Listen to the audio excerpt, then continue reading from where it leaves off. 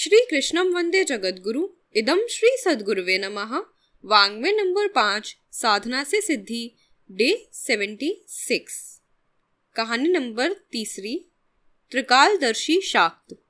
भरतपुर रियासत के एक गांव में देवी के मठ पर एक तांत्रिक महोदय रहते थे, जिनके बारे में दूर दूर तक यह प्रसिद्ध था कि उन्होंने देवी को सिद्ध कर लिया है। भगवती दुर्गा उन पर प्रसन्न है और उन्हें त्रिकालदर्शी होने का वरदान दिया है। जो आदमी उनके पास आता है उसके मन की बात जान लेते हैं, और जो बात पूछने की इच्छा से कोई मनुष्य उनके पास जाता है उसे बिना कुछ पूछे ही सब कुछ बता देते हैं।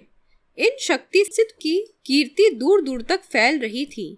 उनके पास दसियों आदमी रोज आते थे और अपने बारे में बिना बताए अनेक गुप्त बातें सुनकर पूर्ण प्रभावित होकर उनके सच्चे भक्त बनकर लौटते थे।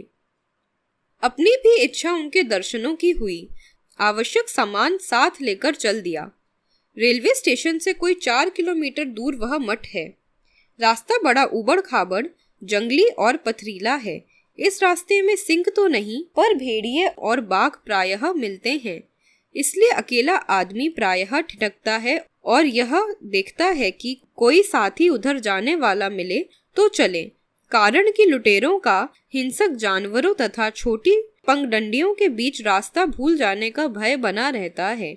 मैं स्टेशन के बाहर साथी की तलाश में बैठा हुआ इधर उधर देख रहा था कि एक सज्जन कंधे पर मोटी लाठी रखे बगल में एक गठरी दबाए पास में आ खड़े हुए। मुझे बैठा देखकर ठिठक गए और गठरी में से चिलम निकालकर तंबाकू पीने की व्यवस्था करने लगे। चिलम सुलगाकर मेरी ओर बढ़ाते हुए उन्होंने मुझे भी पीने के लिए पूछा। मैंने विनय पूर्वक क्षमा मांगते हुए कहा कि मैं तंबाकू नहीं पीता। मेरे मना करने पर वह समीप बैठकर खुद धूम्रपान करते रहे। अब बातचीत का सिलसिला शुरू हुआ। एक दूसरे का परिचय पूछा गया। मालूम हुआ कि यह व्यक्ति धौलपुर रियासत का रहने वाला राजपूत है। प्राइमरी स्कूल तक पढ़ा है। घर से कुछ जेवर चोरी चले गए हैं। उनका पता पूछने शाक्त महोदय के पास जा रहा है। यह जानकर मुझे प्रसन्नता हुई कि साथ मिल गया। वह पहले भी देवी के मठ पर कई बार जा चुका है। रास्ता उसका भलीभांति देखा हुआ था। यह जानकर और भी अधिक तसल्ली हुई और हम दोनों साथ साथ चल दिए। वह आदमी था तो देहाती, पर बातचीत में बड़ा निपुण था। मीठी जबान, हमदर्दी से भरी बोलचाल बरबस दूसरों का मन अपनी ओर आकर्षित कर लेती थी। हम दोनों साथ साथ चले जा रहे थे। वह आप बीती अनेक बातों को सुनाता जा रहा था। उसकी चोरी कैसे हुई, किस पर उसका शुबहा है, आदि बातें उसने कही। उसकी बातें करीब 1-1.5 घंटे तक चलती रहीं। इतनी देर में प्रायः 2-2.5 कोस चल चुके थे। दोपहर हो चली। गर्मी के दिन थे। छायादार पीपल के नीचे कुआं था। उसने गठरी में से लोटा और डोरी निकालकर पानी खींचा। हम दोनों पानी पीकर पेड़ की शीतल छाया में सुस्ताने के लिए थोड़ी देर के लिए बैठ गए। अब हमारे साथी ने बातचीत का क्रम बदला। उसने अपनी कहने की बजाय हमारी बातें पूछना आरंभ कर दिया। वह मुस्कुराहट, आत्मीयता और उत्सुकता के साथ मेरा परिचय और आने का कारण पूछने लगा। ना बताना शिष्टाचार के नाते ठीक ना था। सही बताना मैं चाहता ना था, क्योंकि मेरा परिचय और आने का कारण दोनों ही बड़े विचित्र थे। उसे समझाने में काफी कठिनाई पड़ती और मुझे बहुत माथापच्ची करनी पड़ती। पीछा छुड़ाने के लिए मैंने यूं ही अंट-शंट बातें बताई। कहा, मैं अलीगढ़ का रहने वाला गौड़ ब्राह्मण हूँ। मेरा नाम रामचंद्र है। एक मुकदमा लग गया है, उसके बारे में पूछने आया हूँ। मुकदमे की बारीकियों के बारे में उसने अनेक प्रश्न पूछे। किस विषय पर मुकदमा चल रहा है, किस अदालत में है, मुद्दालेह कौन है, आपका वकील कौन है, गवाह कौन कौन हो चुके हैं, आदि। इसी प्रकार मेरे व्यक्तिगत, पारिवारिक, व्यावसायिक जानकारी के संबंध में अनेक बातें पूछी। मैं मन ही मन अकारण की जिरह से खींच रहा था, पर शिष्टाचार के कारण उसे उल्टे सीधे उत्तर देता चलता था। इस प्रकार चलते चलते हम लोग दोपहर ढले तक मठ पर जा पहुंचे। मठ के बगल में एक बड़ा सा पक्का दालान बना था। सामने चबूतरा था। चबूतरे पर पीपल का छायादार पेड़, पेड़ से थोड़ा हटकर कुआं था। जंगल में यह स्थान बड़ा भला मालूम पड़ता था।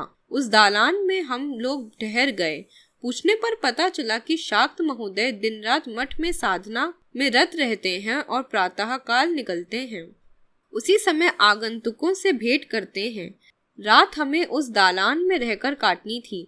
उसमें हमारे जैसे और 8-10 आदमी ठहरे हुए थे। पूछने पर मालूम हुआ कि सभी अलग अलग स्थानों के हैं और अपनी किसी कठिनाई में इन सिद्ध पुरुष की सहायता लेने आए हैं। इतना जान लेने के बाद मैं पीपल के पेड़ की छाया में चबूतरे पर दरी बिछाकर लेट गया। जो व्यक्ति उस दालान में ठहरे हुए थे उनमें आपसी बातें हो रही थी। सब लोग आपस में अपनी अपनी दुख गाथाएं कह रहे थे। मैं सोना चाहता था, पर उन ठहरे हुए लोगों की कौतूहल पूर्ण गाथाओं को सुनने में ऐसा मन लगा कि नींद ना आ सकी। इसे सुनने में रस आता था, पर एक बात बहुत बुरी लगती थी कि उनमें से 2 आदमी बाकी लोगों की बातें पूछने में बेतरह पीछे पड़े हुए थे। पूछने योग्य और ना पूछने योग्य सभी बातें पूछ रहे थे। अपरिचित या नवीन परिचय के व्यक्ति से जो पूछताछ की जाती है उसकी एक मर्यादा होती है। अत्यंत निजी बातों को कुछ घंटे के परिचय मात्र के आधार पर पूछना सभ्य समाज में अशिष्टता समझी जाती है, पर यह लोग उस अशिष्टता की परवाह ना करके ऐसे चिपटे हुए थे मानो उनके पेट में से हर एक बात पूछने पर तुले हुए हों। संध्या होते होते मैं उठा, शौच स्नान से निवृत्त हुआ, थैले में से भोजन निकाला और कुएं की मुंडेर पर बैठकर खाया और वहीं चबूतरे पर बैठ गया। रात काटनी थी। शाक्त महोदय से तो रात को मिलने की संभावना थी ही नहीं, जो मुझे बहुत अखरती थी। उन पूछने वालों में से एक ने मुझे भी आ घेरा और निजी बातों की पूछताछ करने लगा। मन ही मन मुझे झुंझलाहट आई कि ये लोग ऐसी अनधिकार चेष्टा क्यों करते हैं। एक बार मन में आया कि फटकार दूं, पर दूसरे ही क्षण एक दूसरा विचार प्रकट हुआ। यहाँ जंगल का मामला है, रात इनके साथ ही बितानी है। झगड़ा करने से कोई विपत्ति आ सकती है, अपना कोई सहायक नहीं, इसलिए इन्हें नाराज करना ठीक नहीं। इसलिए मैं उनके प्रश्नों का गलत सलत उत्तर देकर पीछा छुड़ाने का प्रयत्न करता रहा। अधिक देर हो जाने पर नींद आने का बहाना कर मैं लेट गया। कुछ देर आंख बंद किए रहने पर नींद आई और जब आंख खुली तो सवेरा था। साथी लोग मुझसे बहुत पहले उठकर नित्य कर्म से निवृत्त हो चुके थे। मैं भी जल्दी जल्दी सब काम से निवृत्त हुआ। सूर्योदय होते ही शाक्त महोदय देवी के मठ से निकले। स्थूल शरीर, माथे पर त्रिपुंड, लाल रेशमी धोती, बढ़े हुए बाल, चढ़ी हुई आंखें, देखने में डरावनी सूरत लगती थी। बड़ा सा बिछौना बिछा दिया गया। सब लोग बैठ गए। उन सिद्ध पुरुष के लिए चौकी बिछा दी गई। वह उस पर विराजमान हो गए। कुछ देर तक सब लोग चुपचाप बैठे रहे। सन्नाटे को चीरते हुए उन शाक्त महोदय ने हम लोगों में से एक का नाम लेकर पुकारा। वह हाथ बांधकर खड़ा हो गया। अब उस खड़े हुए व्यक्ति का सारा इतिहास वे शाक्त महोदय बताने लगे। ऊपर पेड़ की ओर उनकी दृष्टि थी। भाव भंगिमा ऐसी बनाते जाते थे मानो पेड़ के ऊपर कोई देवता बैठा हो और वह उनसे कुछ कह रहा हो और बातें जो वह देवता से सुनते हों वही बातें कह रहे हों। कभी कभी अपनी भूल का बहाना करके देवता से फिर दोबारा उस बात को पूछते और अपनी गलती को दुरुस्त करते।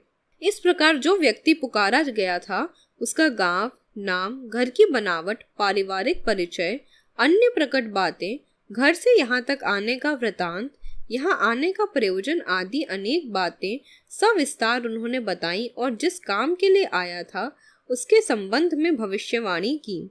जो बातें बताई गई थी 100% सही थी। बेचारा वह व्यक्ति श्रद्धा से गदगद हो गया। ऐसा त्रिकालदर्शी सिद्ध उसकी दृष्टि में ईश्वर के बराबर था। जो कुछ भेंट पूजा लाया था उससे अधिक उसने सिद्ध महोदय के सामने रख दिया। अब दूसरों का नंबर आया। जिसका नाम पुकारा जाता वह खड़ा होता। पीपल पर बैठे हुए अदृश्य देवता से वे बातें करते जाते और खड़े हुए व्यक्ति का नाम, धाम, पता, परिचय, अनेक गुप्त प्रकट बातें, आने का उद्देश्य बताते तथा आगंतुक की मनोवांछा के संबंध में भविष्यवाणी करते या कठिनाई दूर करने का उपाय बताते। वह व्यक्ति श्रद्धा से नत होकर भेंट चढ़ाता और उठकर चला जाता। सभी लोगों के संबंध में 100% बातें सच बताई जा रही थीं, जिससे श्रद्धा और विश्वास के अटूट भाव सबके मन में जमते थे। मैं अनेक बार ठगा गया था, अनेकों की धूर्तता ताड़ चुका था, पर बिना प्रश्नकर्ता के एक शब्द मुख से बोले इस प्रकार सारी बातें बता देने वाला अपने ढंग का अनोखा शाक्त था। उसकी सिद्धि के संबंध में मेरे मन में भी श्रद्धा जागने लगी। मैं पीछे बैठा था, मेरा नंबर अंत में आना था। जब अकेला मैं रह गया तो पुकारा गया, रामचंद्र। मैंने इधर उधर दृष्टि दौड़ाई, पर दूसरा कोई व्यक्ति वहां था नहीं। मैं अकेला ही था। शाक्त ने आंखें तरेर कर कहा, क्या सो रहे हो? मैं 3 आवाज दे चुका हूँ, सामने नहीं आते। मैं हड़बड़ा कर उठा और अन्य लोगों की भांति हाथ बांध कर खड़ा हो गया। देवता से पूछने और मुझे मेरे संबंध में बताने का क्रम चलने लगा, पर मेरे आश्चर्य का ठिकाना ना रहा जब देखा कि मेरे संबंध में एक भी बात सच नहीं बताई जा रही। सबके सब गलत हैं। हैरानी से मेरे माथे पर पसीने की बूंदें आ गईं। जब सब लोगों की बातें सच बताई जा चुकी हैं, तो मेरे संबंध में एकदम उल्टा क्यों हो रहा है? इस हैरानी को चीर कर एक बात याद आई। रेलवे स्टेशन से साथ आने वाले आदमी को जो मैंने बिल्कुल गलत बातें बताई थी, वही बातें सिद्ध महोदय ज्यों की त्यों दोहरा रहे थे। मैंने अपना गलत नाम रामचंद्र स्टेशन से साथ आने वाले साथी को बताया था। अब मैं समझा कि शाक्त महोदय के त्रिकालदर्शी होने का रहस्य क्या है। उनके गुर्गे आगंतुकों के पीछे लग जाते हैं और उनसे भेद पूछकर शाक्त को चुपचाप बता देते हैं, और दूसरे दिन वह उन्हीं को ग्रामोफोन के रिकॉर्ड की तरह दोहरा देता है। मेरे संबंध में सभी बातें बिल्कुल गलत बताई जा रही थीं। इसके कारण जो हैरानी थी, उसका समाधान हो जाने पर मुस्कुराहट की एक हल्की सी लहर दौड़ गई। अप्रसन्न देखकर शाक्त भी अचकचा रहा था। अब प्रसन्न मुद्रा देखकर उसे संतोष हुआ। अंत में उसने पूछा, काठ की तरह क्यों खड़े हो? मैंने जो बताया वह ठीक है या नहीं? मैं बिना उत्तर दिए बैठ गया। फिर उसने पूछा, बोलते क्यों नहीं? मैंने नया बहाना बनाया। हाथ पैरों को कांपते हुए कहा, महाराज, मुझे गुंगबाय का रोग है। कभी कभी मेरा मस्तिष्क बिल्कुल बेकाम हो जाता है।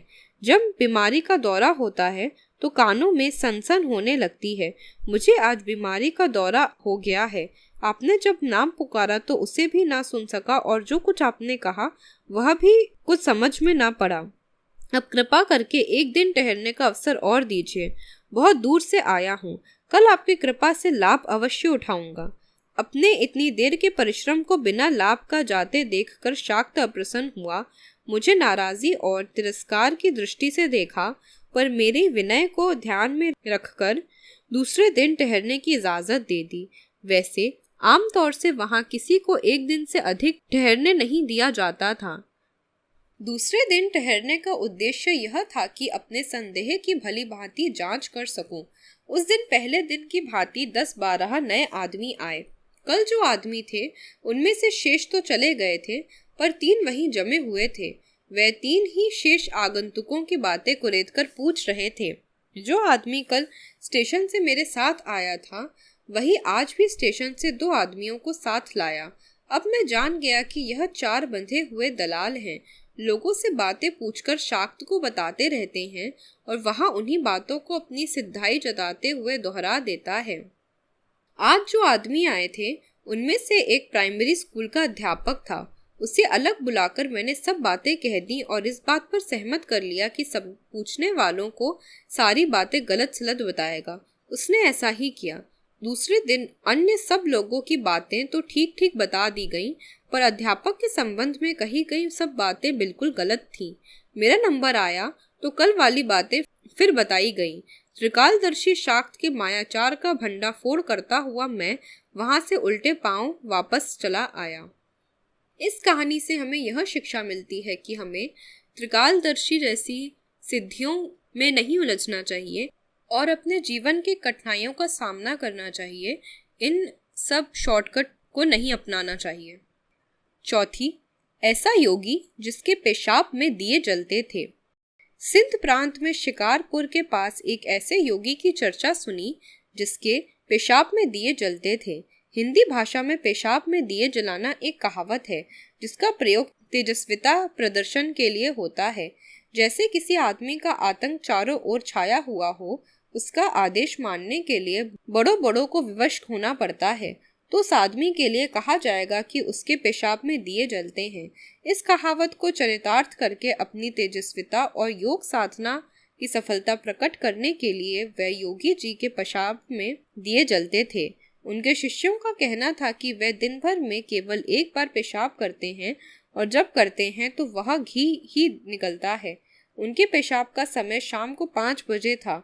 उस समय सैकड़ों दर्शक इस आश्चर्य को अपनी आंखों से देखने के लिए एकत्र होते थे। कराची में मुझे यह पता लगा था। मैं वहां से शिकारपुर के लिए चल दिया। वहां से खोजता खोजता उन योगीराज के पास जा पहुंचा। 1 घंटे बाद ही पेशाब करने की वेला आ गई। अपने कमरे में से महात्मा जी निकले। उनके आते ही कीर्तन आरंभ हो गया और तुरंत ही पेशाब करने की तैयारियां होने लगी। जिधर को मुंह करके बैठे थे उधर को योगी जी ने पीठ कर ली। दर्शकों में से जिसे आज्ञा प्राप्त हो चुकी थी वह एक चांदी का कटोरा हाथ में लेकर महात्मा जी के सामने पहुंचा और कटोरे को आगे कर दिया। योगी जी उस कटोरे में पेशाब करने लगे। जब कर चुके तो वह कटोरा दर्शकों के सामने लाया गया। देखने में वह पिघले हुए शुद्ध घी की तरह था। जाड़े के दिन थे। थोड़ी देर में ठंडी हवा लगते ही वह जमने लगा। अब योगीराज के सिंहासन के पास जो 10 बड़े बड़े पीतल के दीपक दीवटों में सजाए हुए रखे थे उनमें यह घी डाला गया। बत्तियां डालकर दीपक जला दिए गए। सब लोग जय जयकार कर उठे। शंख, घड़ियाल, तुरही, नगाड़े आदि बजने लगे। कटोरे में बचा हुआ घी प्रसाद की तरह उंगली की नोक पर लिया, देखा, सूंघा, परीक्षा करके सराहना की और आंखों से लगाया। जितने भी दर्शक थे सबको पूरा विश्वास हो गया कि योगीराज पहुंचे हुए हैं। उनकी आत्मा दिव्य है, शरीर दिव्य है और मलमूत्र तक दिव्य है। इस दिव्यता के कारण उन्हें जनता का धन और सम्मान प्रचुर मात्रा में प्राप्त होता था। अनेक प्रपंचों में से निकलने का कारण मेरा मन बहुत संशयाव्रत था कि कटोरे में या तो कोई पर्दा होगा या पेशाब को किसी प्रकार उलटकर घी डाल दिया जाता होगा। पर जब आंखों से देखा तो जाना कि यहाँ ऐसी कोई गुंजाइश नहीं है, क्योंकि योगी जी नंगे बदन रहते थे। कमर में एक छोटा सा कपड़ा का टुकड़ा था। भरी सभा में पीठ मोड़कर उन्होंने पेशाब किया था। चांदी का कटोरा सैकड़ों हाथों में होकर गुजरा था। कहीं किसी बात में कोई रहस्य मालूम न पड़ता था। यह सचमुच आश्चर्यजनक बात थी। मनुष्य का मूत्र विशुद्ध घृत जैसा हो, यह वास्तव में बड़े अचंभे की चीज थी। पूर्ण सत्यता को जानने के लिए मैंने वहां अड्डा डालकर रहने का निश्चय किया। दर्शकों के चले जाने के बाद मैं योगीराज से मिला। योग मार्ग में मेरी रुचि, ऊंची विद्या, आकर्षक व्यक्तित्व, मृदुल स्वभाव, इन सब बातों ने उनके ऊपर काफी प्रभाव डाला। ऐसे व्यक्तियों को अपने पास रखने में, उन्हें शिष्य बना लेने में साधु लोग अपना बड़ा लाभ देखते हैं। उनकी इस कमजोरी को मैं भली भांति जानता था, इसलिए अपना परिचय और भावी कार्यक्रम उन्हें इस प्रकार बताया जिससे उनकी कृपा सहज ही मुझे प्राप्त हो गई। जिस कमरे में महात्मा जी रहते थे उसके पीछे वाले कमरे में मुझे रहने के लिए जगह दे दी गई। मैं उसमें सुख पूर्वक रहने लगा। सत्यता की जांच किस प्रकार हो ऐसे उपाय मैं खोजने लगा। जहाँ पेशाब किया जाता था वहाँ कोई चालबाजी नहीं होती थी। यह मैंने 2 रोज में भली प्रकार जांच लिया। एक दिन हाथ में कटोरा लेकर मैंने खुद पेशाब कराया। मूत्रेंद्रिय से घी निकलते मैंने खुद अपनी आंखों से देखा था। यदि कोई गड़बड़ होती होगी तो वह उनके रहने के कमरे में ही हो जाती होगी। ऐसा विचार करके मैं ऐसा उपाय सोचने लगा जिससे उनके ऊपर निगरानी रखी जा सके। हर वक्त द्वारपाल रहता था। बिना आज्ञा के किसी को उनके पास जाने की अनुमति नहीं थी। कमरे में कोई अन्य दरवाजा या खिड़की ना थी। अब किस प्रकार सफलता मिले, इस खोज में मैंने योगी जी के कमरे के चारों ओर बड़े ध्यान पूर्वक कई चक्कर लगाए कि कोई मार्ग ऐसा मिले जिससे होकर कमरे के भीतर की बात दिखाई दे सके, पर ऐसा कोई छिद्र दिखाई ना पड़ा। अब मैं कमरे की छत पर चढ़ा और दूसरे कमरे के लिए कोई छिद्र खोजने लगा। सौभाग्यवश छत से कुछ नीचे एक छोटा रोशनदान मिला।